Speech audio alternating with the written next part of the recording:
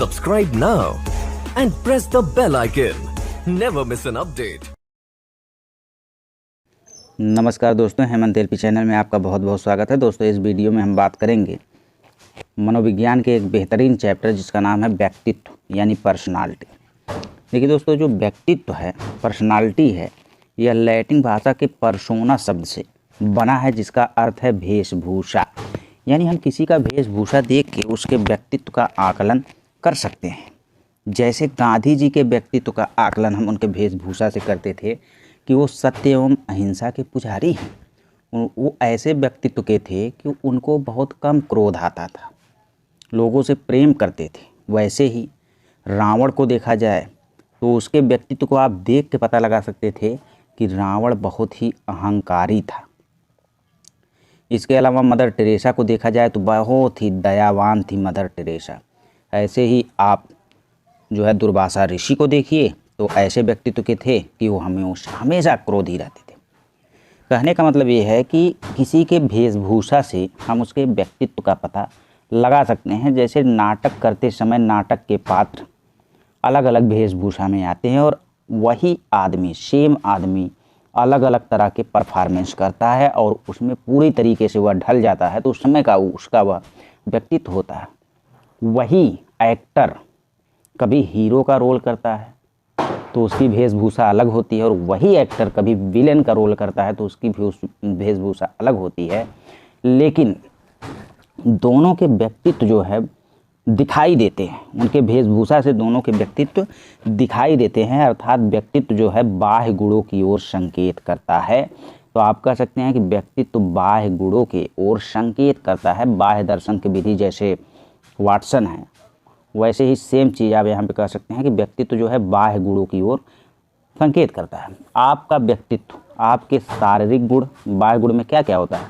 शारीरिक गुण, संवेगात्मक गुण, सामाजिक गुण, नैतिक गुण, इसके अलावा चारित्रिक गुण, आध्यात्मिक गुण, यहाँ तक कि कुछ ऐसे बाह्य गुण आपको मानसिक गुण में भी मिल जाते हैं। तो सभी जो गुण होते हैं उसी को और आपका व्यक्तित्व जो है संकेत करता है। जैसे शारीरिक गुण में आप देखेंगे किसी का रंग, रूप, लंबाई, भार, वेशभूषा, अन्य व्यक्तित्व लक्षण। मानसिक गुण में आप किसी का देखेंगे, अरे यार इसकी बुद्धि तो बड़ी तेज है, ये बहुत ही बुद्धिमान प्रवृत्ति का व्यक्तित्व रखता है, इसकी कल्पना शक्ति तो बहुत अधिक है, ये ध्यान और निर्णय कोई चीज़ लेना हो, मतलब आप कहते हैं अरे यार परफेक्ट व्यक्तित्व का है। कोई भी निर्णय लेना होता है एकदम फटाक से ले लेता है और सही निर्णय लेता है। और यार कोई भी क्वेश्चन आप देंगे उसको, इसकी तर्क शक्ति करने की क्षमता इतनी अधिक है कि वह तुरंत ही उस क्वेश्चन को लगा देता है। ऐसे संवेगात्मक में आएंगे, अरे वो तो बड़ा क्रोधी व्यक्तित्व का है, वो तो बड़ा प्रेमी व्यक्तित्व का है, वो तो बड़ा ईर्ष्या करने वाला आदमी है, ईर्ष्या व्यक्तित्व का है। अरे मदर टेरेसा बहुत दयावान थी, दयावान व्यक्तित्व की थी। वैसे साहस व्यक्तित्व की, हंसी व्यक्तित्व की, अरे वो बड़ा हंसने वाली लड़की या हंसने वाला लड़का या हंसने वाला आदमी है जिसका व्यक्तित्व हास्य व्यक्तित्व है। वैसे सामाजिकता में देखेंगे तो आप कहते हैं कि अरे फला जो है बहुत परोपकारी व्यक्तित्व के आदमी है, कोई भी उनके पास जाता है उनकी मदद ज़रूर करते हैं। फला नेता जो है बड़े अच्छे व्यक्तित्व के हैं, कोई भी वहाँ पे जाता है तो सबकी मदद करते हैं, बड़े मिलनसार आदमी हैं, बड़े मिलनसार व्यक्तित्व के हैं। आप ये सब कहते हैं। नैतिकता का मतलब अरे यार बड़े नैतिक व्यक्तित्व के हैं, बहुत अच्छा, हर काम उचित करते हैं, कोई भी अनुचित काम करते ही नहीं। ऐसे अरे बड़ा अध्यात्म प्रवृत्ति के हैं, बहुत पूजा पाठ करते हैं भाई साहब, बहुत। तो इस तरीके से आप किसी के वेशभूषा से या किसी के बाह्य गुणों से उसके व्यक्तित्व का पता लगा सकते हैं। अब दोस्तों देखिए, व्यक्तित्व के प्रक्षेपी परीक्षण कुछ आते हैं, इनको हम देख लेते हैं। अभी हम आगे आपको बताएंगे कि प्रक्षेपी परीक्षण क्या होता है, लेकिन उससे पहले हम इस प्रक्षेपी परीक्षण को देख लेते हैं, ठीक है। देखिए दोस्तों, व्यक्तित्व मापन की प्रक्षेपी विधियां जो हैं इनको हम लोग देख लेते हैं कि कौन कौन से प्रक्षेपी विधियां हैं जो व्यक्तित्व का परीक्षण करती हैं। देखिए, सबसे पहले तो हमको जानना जरूरी है कि प्रक्षेपी विधियां होती क्या है या प्रक्षेपी परीक्षण होता क्या है। देखिए, ऐसा परीक्षण जिसमें परीक्षार्थी के सामने कई उत्तेजक परिस्थिति प्रस्तुत की जाए, जिसमें वह अपने विचारों, भावनाओं या संवेगों को दूसरों में देखता है, या आप कह सकते हैं कि वह अपने इमोशंस को दूसरों में देखता है। अब ऐसी विधि या ऐसा परीक्षण जिसमें परीक्षार्थी के सामने कई उत्तेजक मान लीजिए हम 3 प्रस्तुत करते हैं कि एक नदी है, उस नदी में आपकी पत्नी, आपकी माँ और आपका दोस्त तीनों डूब रहे हैं, तो आप किसे बचाएंगे। अब यह देखिए आपका है उत्तेजक परिस्थिति। अब यहाँ पे अचानक आपका इमोशंस यानी भावना, संवेग यानी इमोशंस या आपके विचार जो हैं अचानक काम करेंगे और दूसरों में आप देखेंगे और कंफ्यूज्ड हो जाएंगे। एकाएक जो दिमाग में आया, जो भावना, जो संवेग अचानक आप देखे, अचानक आया, आप वही काम करेंगे। चाहे वो आपको माँ को बचाने के लिए अचानक विचार आ जाए, पत्नी को बचाने के लिए आ जाए, दोस्त को बचाने के लिए आ जाए, आप अचानक जो भी आपके दिमाग में आ गया आप वही कर देंगे। इसी को आप प्रक्षेपी परीक्षण कहते हैं। अब देखिए प्रक्षेपी परीक्षण जो होते हैं कई ठो होते हैं। तो पहला है प्रासंगिक अंतर्बोध परीक्षण, मोस्ट इम्पॉर्टेंट। प्रासंगिक अंतर्बोध परीक्षण को हम टैट कहते हैं। और टी से हो जाएगा थीमेटिक, ए से हो जाएगा अपीयरसेप्शन और टी से हो जाएगा टेस्ट। तो थीमेटिक अपीयरसेप्शन टेस्ट यानी प्रासंगिक अंतर्बोध परीक्षण, ठीक है। इसके प्रतिपादक देखिए यहाँ पे याद करने का तरीका आपको बता दे रहे हैं। ये आपका क्या है, टाट है। टाट को हम क्या करते हैं, मूरते हैं। तो मूरे एवं मोर्गन जो हैं इस परीक्षण के प्रतिपादक। मूरे एवं मोर्गन जो हैं 1935 में मूरे ने इस टैट परीक्षण को बनाया था और 1938 में मूरे मोर्गन के साथ मिलकर इसको संशोधित किए थे। इसीलिए यहाँ पे दोनों नाम लिया जाता है। अगर दोनों अलग अलग आ गए तो आप मूरे को मारेंगे, क्योंकि मूरे ने 1935 में सबसे पहले टैट परीक्षण को बनाया था। उसके बाद 1938 में मोर्गन के साथ कुछ संशोधन इसमें किया था। इसीलिए जो है इसे कहते हैं कि टैट परीक्षण यानी थीमेटिक अपीयरसेप्शन टेस्ट के प्रतिपादक मूरे एवं मोर्गन है। आप जानते ही हैं कि यह एक क्या है, प्रक्षेपी परीक्षण है, ठीक है। इसमें देखिए कुल कार्ड जो थे 31 थे। कुल कार्डों की संख्या कितनी थी, 31 थी। आपको बता दें कि इसमें 10 कार्ड जो थे वो पुरुष से संबंधित चित्र बने थे और जो अन्य 10 कार्ड थे उस महिला से संबंधित चित्र बने थे और जो और 10 कार्ड थे उसमें पुरुष और महिला दोनों से संबंधित चित्र बने थे। और जो एक कार्ड अलग से बच गया वो सादा कार्ड था। तो कभी कभी आपके ऑप्शन में 30 ही आता है। अगर 30 आ जाएगा तो ठीक है और 30 नहीं आएगा तो 31 आएगा, क्योंकि एक कार्ड कैसा था, सादा था। अब देखिए जो 10 कार्ड पुरुष से संबंधित थे, जैसे मान लीजिए कोई पुरुष है, गिटार बजाता हुआ एक पुरुष या एक बालक, लेकिन जो भी चित्र रहेगा, कोई भी चित्र रहेगा वो अस्पष्ट चित्र रहेगा। क्या रहेगा, अस्पष्ट चित्र रहेगा। अब जैसे यहाँ पे मान लीजिए गिटार बजाता हुआ एक बालक छपा है, तो उसे दिखाया जाएगा लोगों को, जिसका व्यक्तित्व मापन करना है, और पूछा जाएगा ये क्या कर रहा है, तो वह उसके बारे में कुछ व्याख्या देगा और उसी व्याख्या से मान लेंगे कि इसका व्यक्तित्व ऐसा है। फिर जैसे मान लीजिए 10 स्त्री का चित्र जो रहता है, जैसे एक लड़की जिसके हाथ में कुछ किताबें हैं, एक दूसरी लड़की पर निगाह गड़ाए हुए है। मतलब एक लड़की है जिसके हाथ में कुछ किताबें हैं और एक दूसरी लड़की को क्या कर रही है, देख रही है। तो इस तरीके से जो है चित्र है लड़कियों का। फिर लड़कियों से उसका व्यक्तित्व पूछा जाएगा, उस चित्र को दिखाया जाएगा, कहा जाएगा कि अपना मतलब बताइए इसमें क्या है। तो जो जिस हिसाब से वह सोचेगी उस हिसाब से बताएगी। उसके बाद देखिए 10 में दोनों के चित्र हैं, तो दोनों के चित्र दिखा के उनके व्यक्तित्व का मापन किया जाता है। और जो एक खाली है, एक खाली कार्ड जो रहता है, जैसे इन कार्डों को आप बच्चों को दिखाएंगे जिसका व्यक्तित्व मापन करना है, और एक खाली कार्ड पे जो है कहेंगे कि इस पर आप कहानी लिखिए। कि जैसे एक गिटार बजाता हुआ जो है लड़के को देखकर इस सादे वाले पे आप लिखिए, बस वही जो लिखा रहेगा उसी से उसका व्यक्तित्व का मापन हो जाएगा। अर्थात व्यक्ति को चित्र दिखाया जाता है और उससे कहानी लिखने के लिए कहा जाता है और उसी कहानी के आधार पर उसके व्यक्तित्व का हम मापन कर देते हैं। जैसे प्रश्न बोला जाता है कि ये कौन लोग हैं, इस समय क्या हो रहा है, ये क्या कर रहे हैं, इस टाइप से कुछ क्वेश्चन होते हैं। उस सादे पेज पे उसको लिखना होता है। और यह जो है परीक्षण, प्रासंगिक अंतर्बोध परीक्षण जो है, यह व्यक्तित्व और सामूहिक दोनों प्रकार के परीक्षण इसमें कर सकते हैं। किसी व्यक्ति को अकेले भी परीक्षण कर सकते हैं और किसी व्यक्ति या बालक का सामूहिक परीक्षण भी इसमें हम कर सकते हैं। और अमूमन अगर माना जाए तो 14 वर्ष से अधिक बालक बालिका 14 वर्ष से अधिक बालक बालिका का अध्ययन जो है व्यक्तित्व का मापन हम टैट में करते हैं। ठीक है, टैट में हम 14 वर्ष से अधिक बालक बालिकाओं का अध्ययन करते हैं। अब आप जान गए कि टैट एक प्रक्षेपी परीक्षण है जिसके प्रतिपादक मुरे एवं मोर्गन है। दूसरा बाल अंतर्बोध परीक्षण यानी कैट, सी से हो जाएगा चिल्ड्रेंस, और जैसे वहाँ पे अंतर्बोध परीक्षण है वैसे यहाँ पर भी है अपीयरसेप्शन टेस्ट, यहाँ पर भी अपीयरसेप्शन, मतलब यहाँ पे टी का मतलब जो होगा थीमेटिक होगा और यहाँ पे सी का मतलब होगा जो चिल्ड्रेंस होगा, बाकी चीज़ें सेम है। ठीक है, तो देखिए कैट परीक्षण, कैट कैसी होती है, ब्लैक होती है। कैसी होती है, ब्लैक। तो लियोपोल्ड ब्लैक जो है कैट परीक्षण के प्रतिपादक हैं। इसमें कुल कार्ड की संख्या कितनी है, 10 है। अब याद आपको आना चाहिए कि टैट में कुल कितने थे, 31, और बाल अंतर्बोध परीक्षण यानी कैट में कितने हैं, तो 10। अगर कार्ड की संख्या 10 है तो यह 10 वर्ष यानी 3 से लेकर 10 वर्ष के बालक बालिकाओं के लिए व्यक्तिगत या सामूहिक परीक्षण है। अब इसमें देखिए जो 10 चित्र रहते थे, सभी चित्र जानवरों के रहते थे। 10 के 10 चित्र जानवरों के रहते थे जो कि मनुष्यों की तरह व्यवहार करते हैं। और चूँकि लियोपोल्ड ब्लैक जानते थे कि भाई बच्चे जानवरों से बड़ा प्यार करते हैं। जैसे आप कोई कुत्ते का पिल्ला देखते हैं जब छोटे रहते हैं, उसके पीछे पीछे पीछे पीछे बहुत दूर चले जाते हैं, वहाँ से घर भी वापस नहीं आ पाते हैं, खो जाते हैं, लेकिन बहुत दूर चले जाते हैं। तो यह व्यक्तित्व मापन का एक बहुत अच्छा तरीका है कि भाई कुत्ते के प्रति जो है बच्चे को प्रेम है।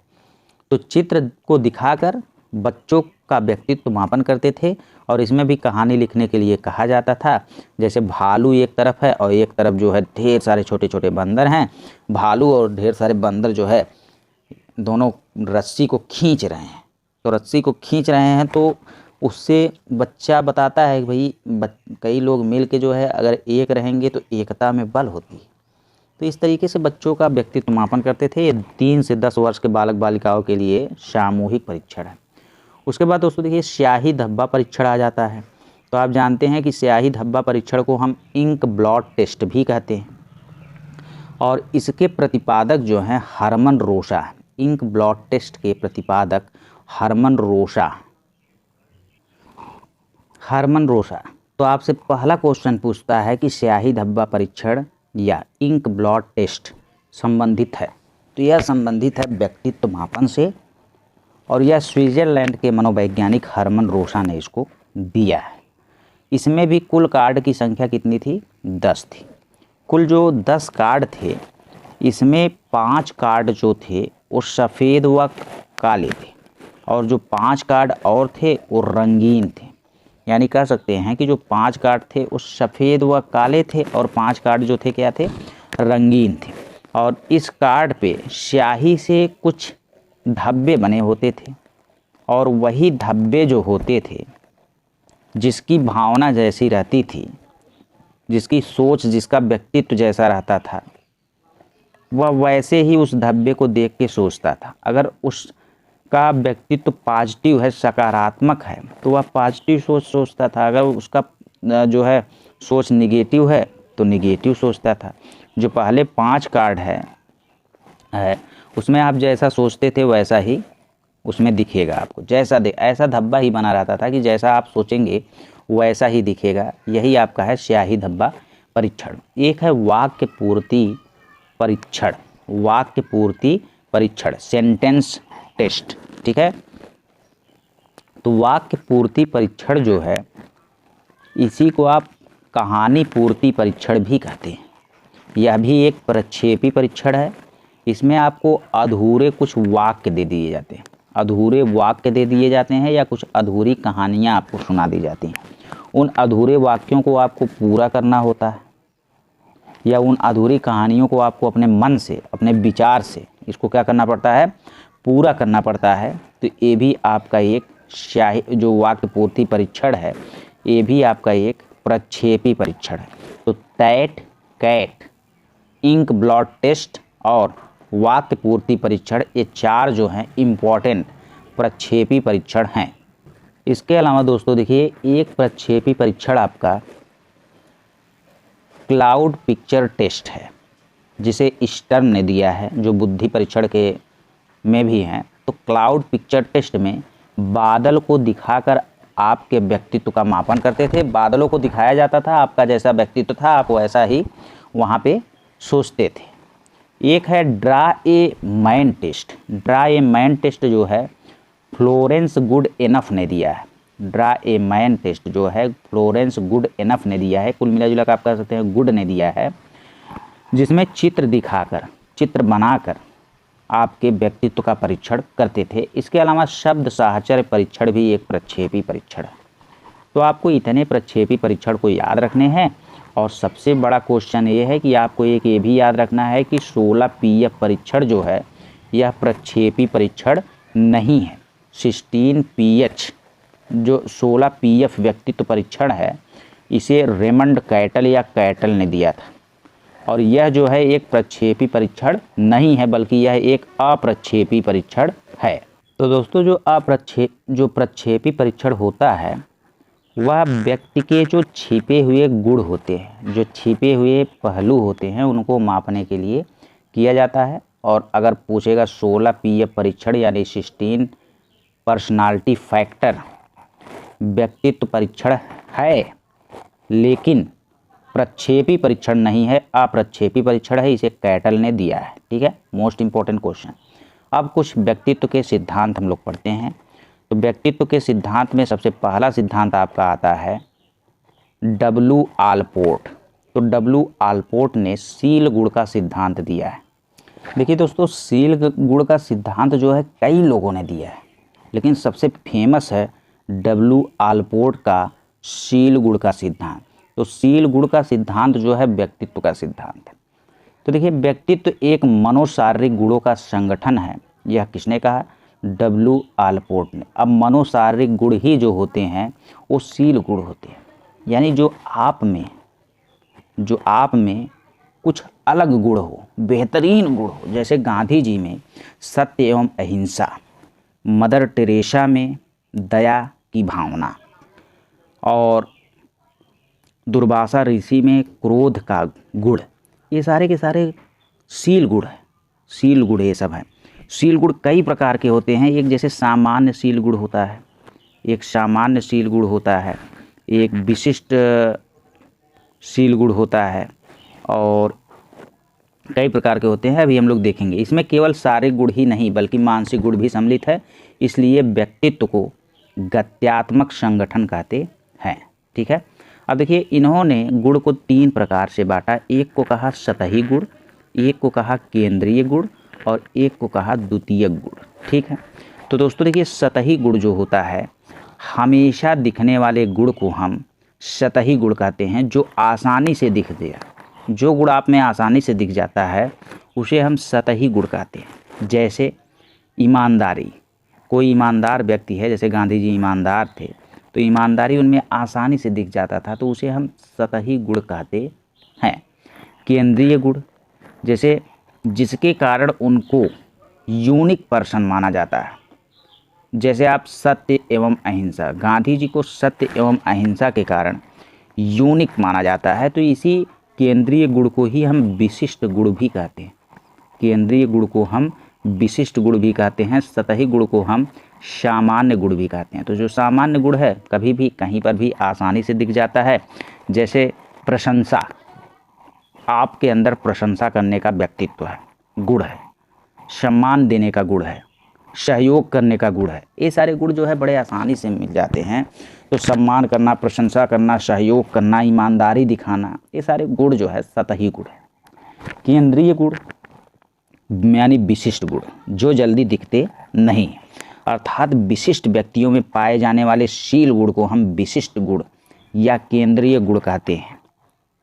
जैसे सत्य एवं अहिंसा गांधी जी में पाया जाने वाला केंद्रीय गुण है, जिसके कारण व्यक्ति को हम यूनिक मानते हैं, गांधी जी को हम यूनिक मानते हैं। अहंकार रावण में पाया जाने वाला केंद्रीय या विशिष्ट गुण है, जिसके कारण हम उसको क्या मानते हैं? यूनिक मानते हैं। वैसे ही आप कहेंगे मदर टेरेसा में मातृत्व का गुण पाया जाता था, कर्ण में दानवीरता का गुण पाया जाता था। ये सारे उन लोगों के केंद्रीय गुण या विशिष्ट गुण हैं। किसी किसी में भाषण देने का अच्छा गुण पाया जाता है, झूठ को सच, सच को झूठ बना देते हैं। ये सब उनके केंद्रीय गुण या विशिष्ट गुण है। उसके बाद देखिए दोस्तों द्वितीयक गुण आ जाता है। उसके बाद द्वितीयक गुण आ जाता है। द्वितीयक गुण का मतलब होता है गौड़शील गुण, गौड़शील गुण, ठीक है। जैसे कभी कभार दिखने वाले गुण को हम द्वितीयक गुण कहते हैं। जैसे गांधी जी को गुस्सा आना, तो गांधी जी को अमूमन गुस्सा नहीं आता था, कभी कभार जो है गांधी जी को गुस्सा आ जाता था, उसे हम द्वितीयक गुण कहते थे, ठीक है। तो ये सारे आपको याद रखने हैं, सतही गुण, केंद्रीय गुण और द्वितीयक गुण। अब देखिए डब्ल्यू आलपोर्ट ने एक परिभाषा दिया है कि व्यक्ति में उन मनोशारीरिक आवश्यकताओं, यही मनोशारीरिक आवश्यकता आप याद रखिएगा, मनो मतलब मनोवैज्ञानिक, व शारीरिक मतलब शारीरिक गुणों के मिलने से एक अच्छे व्यक्तित्व का निर्माण होता है। आपका दिमाग और आपका शरीर अगर सही से दोनों मैच करके काम कर रहे हैं तो आप एक अच्छे व्यक्तित्व के हैं। अब पता लगे दिमाग तो सही है, अचानक गुस्सा के आप दूसरों को मारने लगे, तो आपका जो है व्यक्तित्व सही नहीं रहेगा। व्यक्ति में उन मनोशारीरिक आवश्यकताओं का गत्यात्मक संगठन है जो उनके पर्यावरण के साथ अद्वितीय सामंजस्य निर्धारित करता है, व्यक्तित्व कहलाता है। कहने का मतलब ये है कि मनोशारीरिक अवस्थाओं यानी मनोवैज्ञानिक व शारीरिक गुणों के मिलने के कारण, उनके गतिशीलता के कारण आपके पर्यावरण के साथ एक अच्छा संबंध या अच्छा सामंजस्य बना लेते हैं, और आप पर्यावरण के साथ, लोगों के साथ, समाज के साथ अच्छा सामंजस्य बनाते हैं, तो आपको माना जाता है कि आप अच्छे व्यक्तित्व के हैं, ठीक है। उसके अलावा देखिए डब्ल्यू आलपोर्ट के अलावा रेमंड कैटल ने भी जो है शील गुण को 2 भागों में बांटा है। तो रेमंड कैटल जो हैं शील गुण को 2 भागों में बांटे हैं, जिसमें से पहला है स्रोतशील गुण और दूसरा है सतही शील गुण। पहला है स्रोत और दूसरा है सतही शील गुण। तो डब्ल्यू आलपोर्ट वाला शील गुण का व्यक्तित्व का सिद्धांत जो है फेमस है। उसके बाद अगला आ जाता है कैनन। तो दोस्तों देखिए कैनन जो है व्यक्तित्व का ग्रंथि आधारित वर्गीकरण की है। यह भी इम्पोर्टेंट क्वेश्चन है, पूछता है कि व्यक्तित्व को ग्रंथि के आधार पे वर्गीकरण किसने किया है, तो आपका जवाब होगा कैनन ने किया है। इन्होंने 3 प्रकार की ग्रंथियां बताई। सबसे पहली ग्रंथि बताई थायराइड ग्रंथि, दूसरी बताई पिट्यूटरी या पीयूष ग्रंथि जिसे हम मास्टर ग्रंथि भी कहते हैं, तीसरी बताई एड्रीनल ग्रंथि। तो थायराइड ग्रंथि में इन्होंने बताया कि जो शारीरिक व मानसिक विकास होता है, पूरा शारीरिक विकास और मानसिक विकास को निर्भर जो ही करता है वह केवल शारीरिक विकास निर्भर करता है किस पे, थायराइड ग्रंथि, क्योंकि यह गले में पाई जाने वाली ग्रंथि है और थायराइड के दिक्कत से घेघा रोग हो जाता है। थायराइड में ग्रंथि में अगर कोई भी समस्या आती है तो घेघा रोग हो जाता है और शरीर पूरी कमज़ोर हो जाती है। तो थायराइड ग्रंथि जो होती है यह शारीरिक विकास में बहुत ही मदद करती है। दूसरी है पिट्यूटरी ग्रंथि, तो यह संपूर्ण विकास यानी शारीरिक व मानसिक विकास दोनों में मदद करता है। पिट्यूटरी या पीयूष ग्रंथि, तो इन्होंने बताया कि यह शारीरिक और मानसिक विकास के लिए पिट्यूटरी ग्रंथि का सही होना जरूरी है। अगला है एड्रीनल ग्रंथि। एड्रीनल ग्रंथि संवेगात्मक विकास करता है, प्रजनन संबंधित भी इसमें कुछ क्रियाएं होती हैं, तो संवेगात्मक विकास को एड्रीनल ग्रंथि करता है। तो ये तीनों ग्रंथि के बारे में इन्होंने कैनन ने बताया और कैनन ने ग्रंथि के आधार पर व्यक्तित्व का वर्गीकरण किया है। उसके बाद दोस्तों देखिए आ जाता है व्यक्तित्व का सिद्धांत एक एडलर ने दिया है। एडलर ने भी व्यक्तित्व का सिद्धांत दिया है। तो एडलर ने व्यक्तित्व को 2 भागों में बांटा है, एक कहा है हीन भावना और एक कहा है श्रेष्ठ भावना। हीन भावना को इन्होंने इन्फेरियोरिटी कॉम्प्लेक्स कहा और श्रेष्ठता की भावना को इन्होंने सुपरियोरिटी कॉम्प्लेक्स कहा। अब देखिए जैसे इन्होंने बताया कि जो व्यक्तित्व के हीन भावना का गुण होता है वह जन्मजात होता है। जैसे कायर व डरपोक लोग जो होते हैं वो जो है मतलब हीन भावना में हमेशा रहते हैं। कोई नौकरी पाया हीनता, ठीक है, लेकिन बुराइयां छिपी होती हैं इसलिए हीन भावना, मतलब जैसे ये सारी चीज़ें जो जन्मजात होती हैं सब में होती हैं। हीन भावना जो है सब में पाई जाने वाली गुण होती है। यह बताया है किसने, एडलर महोदय ने। किसने बताया है, एडलर ने कहा कि अगर कोई नौकरी पा जा रहा है तो आप जो है ज़रूर उससे हीन भावना रखेंगे, चाहे वह आपका परम मित्र ही क्यों ना हो। तो यह जन्मजात होता है लेकिन छिपा होता है, ठीक है। उसके बाद देखिए श्रेष्ठता की एक्टिंग करेंगे, लेकिन जैसे हीन भावना कोई नौकरी पाएगा तो हीनता तो रहेगी ही, लेकिन दिखावा ढोंग, अरे यार बहुत खुशी की बात है। श्रेष्ठता की क्या करेंगे, दिखावा करेंगे। तो इसी को हम एडलर ने व्यक्तित्व को दो भागों में बांटा, एक हीनता की भावना, एक श्रेष्ठता की भावना। उसके बाद आगे चलते हैं तो देखिए कार्ल गुस्ताव युंग। तो कार्ल गुस्ताव युंग जो हैं व्यक्तित्व का अभिमुखी सिद्धांत दिए हैं, ठीक है। देखिए कार्ल गुस्ताव युंग जो हैं व्यक्तित्व का अभिमुखी सिद्धांत दिया है कार्ल गुस्ताव युंग ने। और इसके अलावा इन्होंने सामूहिक अचेतन का सिद्धांत भी दिया है, सामूहिक अचेतन का सिद्धांत भी दिया है। सामूहिक अचेतन का सिद्धांत किसने दिया है, तो कार्ल गुस्ताव युंग ने दिया है सामूहिक अचेतन का सिद्धांत। और यह सामूहिक अचेतन का सिद्धांत इन्होंने बताया कि वंशानुक्रम पर आधारित है, यानी जो पूर्वजों के वंशानुक्रम के द्वारा ग्रहण किए जाते हैं उसे हम सामूहिक अचेतन कहते हैं। अर्थात कह सकते हैं कि सामूहिक अचेतन मन में व्यक्तित्व संबंधित वे तत्व होते हैं जो पूर्वजों के वंशानुक्रम के द्वारा ग्रहण किए जाते हैं।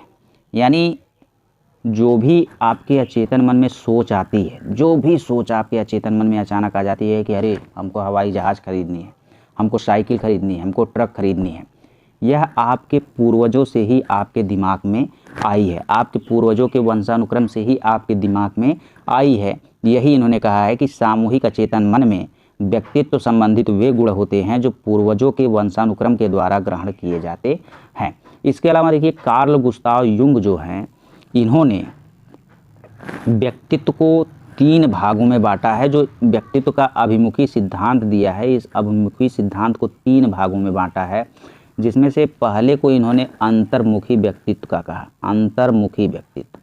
तो जो अंतर्मुखी व्यक्तित्व के लोग होते हैं उनमें इन्होंने बताया कि जिन व्यक्तियों को स्वयं से प्रेम, जिन व्यक्तियों को स्वयं से प्रेम हो उन्हें हम कहते हैं अंतर्मुखी व्यक्तित्व का। जैसे स्वयं से प्रेम हो या स्वयं में रुचि हो तो ऐसे व्यक्ति को हम अंतर्मुखी व्यक्तित्व कहते हैं। और अंतर्मुखी व्यक्तित्व का जो भी होता है व्यक्ति वह असामाजिक व्यक्ति होता है। क्या होता है, असामाजिक व्यक्ति होता है। इसके अलावा वह कम बोलने वाला होता है, शांत स्वभाव का होता है, पढ़ने में तो उसको बहुत ही रुचि होती है, स्वयं के प्रति चिंतित रहता है और भाषण उषण देने की क्षमता उसमें बहुत ही निम्न होती है। ऐसे व्यक्ति को हम अंतर्मुखी व्यक्तित्व का कहते हैं। फिर दूसरा आ जाएगा बहिर्मुखी व्यक्तित्व का।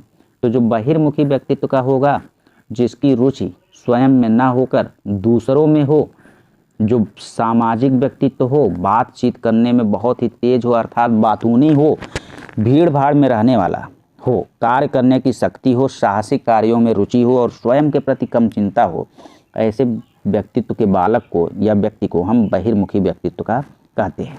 उसके बाद देखिए दोस्तों उभयमुखी आ जाता है। तो जो उभयमुखी है, ज़्यादातर लोग अंतर्मुखी और बहिर्मुखी दोनों प्रकार के होते हैं और ऐसे लोगों को हम उभयमुखी कहते हैं। तो कुल मिला जुला कर आप कह सकते हैं कि अंतर्मुखी व बहिर्मुखी की मिश्रित विशेषता को हम उभयमुखी कहते हैं और ज़्यादातर लोग ऐसे ही रहते हैं। तो सामाजिकता के आधार पर व्यक्तित्व का वर्गीकरण अगर आपसे पूछेगा तो सामाजिकता के आधार पर व्यक्तित्व का वर्गीकरण युंग ने किया है। और सामाजिक असामाजिक, अंतर्मुखी जो है असामाजिक होते हैं और बहिर्मुखी सामाजिक होते हैं। इस 2 प्रकार से वर्गीकरण, मान लीजिए 3 प्रकार से वर्गीकरण उभयमुखी भी है इसमें किया है, किसने, युंग ने। उसके बाद आप सिगमंड फ्रायड जो है पढ़ लिए हैं और सिगमंड फ्रायड का अलग से वीडियो भी डाला गया है। तो सिगमंड फ्रायड ने व्यक्तित्व का मनोलैंगिक सिद्धांत दिया है, या ये मनोविश्लेषणवाद के जनक हैं और मनोविश्लेषणवाद भी व्यक्तित्व से ही संबंधित है। उसके बाद अगला हम लोग देखते हैं तो अगला आता है क्रेचमर। देखिए दोस्तों यहाँ पे जो शरीर रचना सिद्धांत है, शरीर रचना सिद्धांत जो है इसको 2 लोगों ने दिया है। एक तो शेल्डन ने दिया है, शेल्डन, और एक क्रेचमर ने दिया है। क्रेचमर ने भी दिया है और किसने दिया है, शेल्डन ने भी दिया है। और इन दोनों को आज हम स्पष्ट करते हैं। देखिए क्रेचमर जो है शरीर रचना का सिद्धांत दिए हैं, लेकिन क्रैचमर ने इसे 4 भागों में बांटा है। क्रैचमर ने शारीरिक रचना के आधार पर व्यक्तित्व को 4 भागों में बांटा है। तो देखिए कौन कौन से भाग हैं। पहले को इन्होंने एथलेटिक कहा, और दूसरे को इन्होंने एस्थेनिक कहा, और तीसरे को इन्होंने पिकनिक कहा,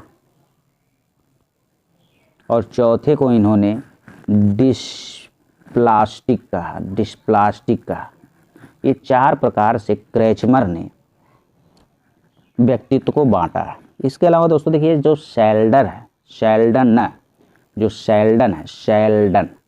शेल्डन ने व्यक्तित्व को 3 भागों से बांटा है, और ये 3 भाग जो यहाँ पे लिखे गए हैं, गोलकाय और सुडौलकाय और कृशकाय। कृशकाय को हम लंबाकृत या एक्टोमॉर्फिक कहते हैं, गोलकाय को हम गोलाकृत या एंडोमॉर्फिक कहते हैं, और सुडौलकाय को हम आयताकृत या मीसोमॉर्फिक कहते हैं। इस 3 प्रकार से जो है व्यक्तित्व को बताया है किसने? शेल्डन ने। किसने बताया है? शेल्डन ने बताया। ठीक है दोस्तों। अब देखिए शेल्डन ने जो कृशकाय कहा, उसी कृशकाय को ही हम लंबकाय भी कहते हैं। ठीक है। दुबले पतले लंबे लोग, चिड़चिड़े एवं आपा खोने वाले ज़्यादातर लोग को हम कृशकाय या लंबकाय कहते हैं। अगला है गोलकाय। तो गोलकाय थुलथुले एवं आराम पसंद लोग, जो गोल मटोल लोग होते हैं, उन्हें हम गोलकाय कहते हैं। लजीज भोजन के प्रेमी। अगला सुडौलकाय जो हष्ट पुष्ट शरीर वाले ऊर्जावान व सक्रिय लोग, एक्टिव लोग होते हैं, उन्हें हम सुडौलकाय कहते हैं। ठीक है। उसके बाद दोस्तों देखिए स्प्रेंजर आ जाते हैं। तो स्प्रेंजर ने मूल्य आधारित व्यक्तित्व का सिद्धांत दिया है, और व्यक्तित्व का समाजशास्त्रीय प्रकार का सिद्धांत भी स्प्रेंजर ने ही दिया है। दोनों क्वेश्चन याद रखेंगे। मूल्य आधारित व्यक्तित्व का सिद्धांत स्प्रेंजर ने दिया है, और व्यक्तित्व का समाजशास्त्रीय प्रकार का सिद्धांत भी स्प्रेंजर ने दिया है। उसके बाद एरिक्सन। तो देखिए एरिक्सन ने मनोसामाजिक सिद्धांत दिया है, और इस मनोसामाजिक सिद्धांत जो है वो 8 अवस्थाओं में इन्होंने विभाजित किया है, जिसमें से पहली अवस्था जो है विश्वास बनाम अविश्वास है, और 8वीं अवस्था जो है निराशा बनाम आशा है। और यह जो 8 प्रकार से बांटे हैं मनोसामाजिक सिद्धांत, यह भी आपका व्यक्तित्व से संबंधित है। उसके बाद मोस्ट इम्पॉर्टेंट क्वेश्चन, थांडाइक ने व्यक्तित्व का वर्गीकरण 2 भागों में किया है। एक को इन्होंने चिंतन कहा और दूसरे को इन्होंने कल्पना कहा। ठीक है। Important question. अब देखिए फ्रायड के अनुसार विकास अवस्थाओं में किस अवस्था को प्रारंभिक विद्यालय की आयु कहते हैं? दोस्तों अव्यक्तावस्था को प्रारंभिक विद्यालय की आयु कहते हैं, जो लगभग 6 से 12 वर्ष की अवस्था होती है। जो 5 प्रकार की अवस्थाएं दिए हैं फ्रायड, उसमें से चौथी अवस्था है। पहली तो मुखावस्था है जो लगभग 8 माह तक चलती है। उसके बाद गुदा अवस्था है जो लगभग 3 वर्ष तक चलती है। फिर लैंगिक अवस्था है जो लगभग 7 वर्ष तक चलती है। उसके बाद आपका सुषुप्तावस्था या अव्यक्तावस्था है जो 6 से 12 वर्ष तक चलती है। और जननिक अवस्था जो है 12 से 20 वर्ष तक चलती है फ्रायड के अनुसार। अब व्यक्तित्व का प्रक्षेपी विधियां हमने पढ़ लिया है, अब कुछ अप्रक्षेपी विधियों को भी हम लोग देख लेते हैं। देखिए दोस्तों, व्यक्तित्व परीक्षण की कुछ अप्रक्षेपी विधियों में सबसे पहली और सबसे इम्पॉर्टेंट विधि है आत्मनिष्ठ विधि। आत्मनिष्ठ विधि जो है बहुत ही इम्पॉर्टेंट है। आत्मनिष्ठ विधि को ही हम आत्मकथा विधि भी कहते हैं। जैसे व्यक्ति से संबंधित एक शीर्षक दिया जाता है और उससे व्यक्ति अपने आत्मकथा यानी पूरे जिंदगी भर के बारे में सोचता है, जिससे उसके पूरे जीवन के व्यक्तित्व का परीक्षण होता है कि वह असफल रहा है तो उसके दिमाग में अच्छा खाका आएगा,